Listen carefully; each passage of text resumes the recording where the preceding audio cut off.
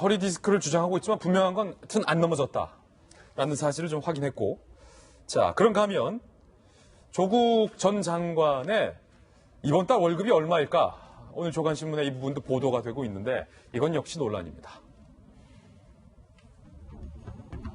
왜냐하면 조 전 장관이 대통령이 사표 수리하자마자 20분 만에 서울대학교에 팩스로 복직 신청을 했잖아요. 그러고 보니까 조국 전 장관 부부가 팩스를 참 잘 이용하는 것 같아요.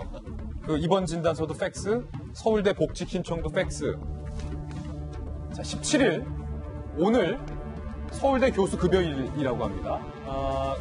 조국 복직 이틀 만에 15일에서 31일, 그러니까 앞으로 이번 달 31일 것까지 17일치 급여를 480만 원가량 수령할 것으로 보이고요. 여기에 플러스 법무부 장관 이번 달 일했던 급여도 지급이 되는데 일요일이라 18일 급여 지급이 된다라는 거예요. 14일치 급여, 그러니까 내일 지급이 되는데 14일간 일한 급여 620만 원을 받을 예정. 합쳐서 법무부에서 월급 받고 서울대에서 월급 받고 이달 총 수령 월급 1,100만 원. 왜 이렇게 조국 전 장관이 서울대 복직을 서둘렀나 아직도 궁금해하시는 분들이 많은데 그 이유는 알 수 없지만 이번 달 월급은 1,100만 원이면 허은하 소장님, 네. 일반 직장인들 기준으로 봤을 때 월급 1,100만 원 상당히 많네요. 왜냐하면 일 안 하고 받는 거잖아요. 서울대 교수. 그래서 그렇고. 학교도 아직은 안 간 것 같다라는 얘기도 나오던데 지금 많은 실직자분들이 보시면서 땅을 치면서 나는 저러지 못할까라는 생각을 좀 하실 거라는 생각이 듭니다. 한 번도 경험해보지 못한 실직 같습니다. 지금까지 조국 교수님을 봤을 때 교수님에서 민정수석에 가셨다가 민정수석에서 잠시 학교로 다시 교수로 오셨다가 이제 또 이제 그 장관으로 가셨다가 다시 교수로 돌아올 동안 정말 하루도 월급을 받지 않는 적이 없으시더라고요. 상당히 꼼꼼하고 치밀한 분이구나라는 생각이 듭니다. 그래서 제가 닉네임을 미스터 몰라요라고 줬는데 그게 잘못된 게 아닌가라는 생각이 들 정도입니다. 얼마나 꼼꼼하면 하루도 월급을 이렇게 받지 않는 날이 없을까. 이 땅에 지금 실직자들 특히 40대 후반 50대 초반의 분들 실직 엄청 많이 하고 계신데요. 왜 우리가 저런 방법을 몰랐을까? 아니면 우리에겐 저런 기회가 없었던 걸까라는 것을 많이 생각하게 하는 그러한 월급이지 않을까라는 생각이 듭니다. 예, 이달 월급 1,100만 원. 그런데 김정 장관님, 장관 하셨으니까 여가부 장관 오래 하셨잖아요. 청와대 대변인도 물론 하셨지만 장관을 하다가 한 달을 다 못 채우고 이제 뭐 어떤 이유로든 자진 사퇴를 하면 그래도 그달 월급은 가는 거예요? 일한 만큼 계산을 해서 하는데. 일수 계산은요? 그렇죠. 그런데 실제로 일을 하고 그렇게 하면은 문제가 안 되죠. 그렇죠. 그런데 조국 전 장관 같은 경우는 지난번에 왜 민정수석 나와서 사실상 법무부 장관 가기 위한 그런 준비 작업을 학교 가서 할 때도 추석 상여금까지 싹싹 다 받아간 걸로 지금 나왔지 않습니까? 예. 그런데 이번에도 역시 법무부 장관 끝나고 나서 20여 분 동안에 생각했던 건 오히려 다음 자기 월급 받을 곳 가는 거치만 생각했다는 게 사실은 중요한 거거든요. 돈의 액수보다는 이거를 그만둠으로써 이제 다음번 메시지나 국민들에게 어떻게 사죄를 하고 수습을 해나갈 건지 이런 거를 생각한 게 아니라 다음 자기 갈 길 찾느라고 바쁜 거예요. 그런데 사람들이 붕괴한 거는 뭐냐면 사모펀드 관련된 큰 액수 이런 것도 놀랍지만 사실은 장학금 싹쓸이하고 정말 조그만 돈 하나 놓치지 않고 싹싹 연구 비용 같은 거 다른 교수 주는 것보다 자기 딸 더 많이 주고 자기 조교 안 주고 딸 주고 이런 조그만 것들까지 놓치지 않고 다 가져가는 걸 보고 아우 참 있는 사람이 더하다 이런 거였거든요. 있는 사람이 그래서 더하다. 저는 특히 서울대 같은 경우는 사립학교가 아니잖아요.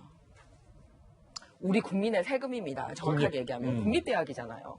그래서 문제가 되고 국립법인. 예. 그렇죠. 그리고 지금이라도 가서 바로 학교에서 활동을 할 수 있냐? 좀 아니잖아요. 팩스로 보내셨잖아요. 그런데 팩스가 도착한 날부터 조국 교수는 교수로 활동한 걸로 돼 있어요. 팩스가 아니라 사람이 도착해야 되는 거예요.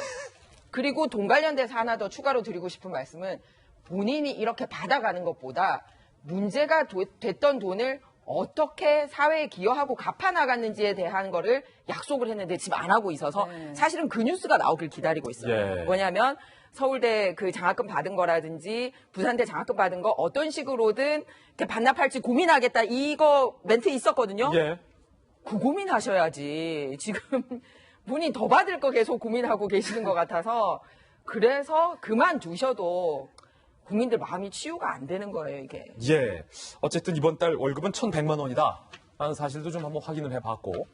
자, 그런가 하면 오늘 흥미로운 뉴스가 들어와 있는데 최순실 우병우를 고발했던 진보 시민단체 투기자본감시센터가 조국 전 장관 부부를 뇌물 115억 원을 받았다는 혐의로 추가 고발을 했습니다. 진보 시민단체 조국 부부 추가 고발. 최순실 우병우를 고발했던 투기자본감시센터가 조국 부부 추가적으로 고발을 했어요. 지난 1차 고발 때는 뇌물액 66억 5천만 원, 조국 등 7명을 고발했는데 어제 뇌물 액수를 늘려서 추가 고발했습니다. 뇌물 액수가 115억 원, 그리고 총 범죄 금액은 280억 원이다. 조국 부부 WFM 익성 관계자들까지 17명을 늘려서 고발을 한 사실을 저희들이 확인을 했습니다. 김 박사님, 뇌물 네. 액수가 상당히 늘었어요. 115억 원. 투기자본감시센터 우리가 잘 알고 있는 잘 것처럼 알죠. 지난번 국정농단 사태에서도 분명하게 문제를 제기했던 그런 시민단체입니다. 그러다 보니까 여기에서 조국 전 장관 이 부부 일가에 대한 이렇게 뇌물죄를 바탕으로 고발하게 된 것은 굉장히 이례적이고 놀랍고요. 지금까지 드러나서 현재 보도된 바에 따르면 적어도 오촌 조카가 수십억대 횡령을 했는데 이 횡령의 공범이 아니냐 정도까지가 조국 전 장관 일가를 둘러싸고 있는 가장 중대한 범죄입니다. 근데 이걸 넘어서서 뇌물이라고 보는 절대적인 이유는요. 예. 조국 전 장관이 민정수석으로 재임을 하고 있었고 그러한 공직자의 직무를 바탕으로 여기에 대한 뭔가 대가성이 연결이 될 수 있었다. 그리고 그러한 대가성을 바탕으로 WFM이라든지 코링크P를 바탕으로 돈을 받게 되는 내용이 있었다면 이것은 뇌물죄로 충분히 처벌이 가능하다라고 지금 투기자본감시센터는 본 것이거든요. 근데 이렇게 엄청난 금액의 뇌물로 고발하고 만약 이 문제에 대한 재판이 이루어지게 된다면은 이것은 지금까지 드러나 있는 이 수사와 앞으로 받게 되는 재판의 정도 상황과는 완전히 결이 다른 상태로 이루어질 수 있기 때문에 검찰이 과연 이 뇌물죄에 대해서도 어떻게 판단할지가 정말 주목되는 상황입니다. 예.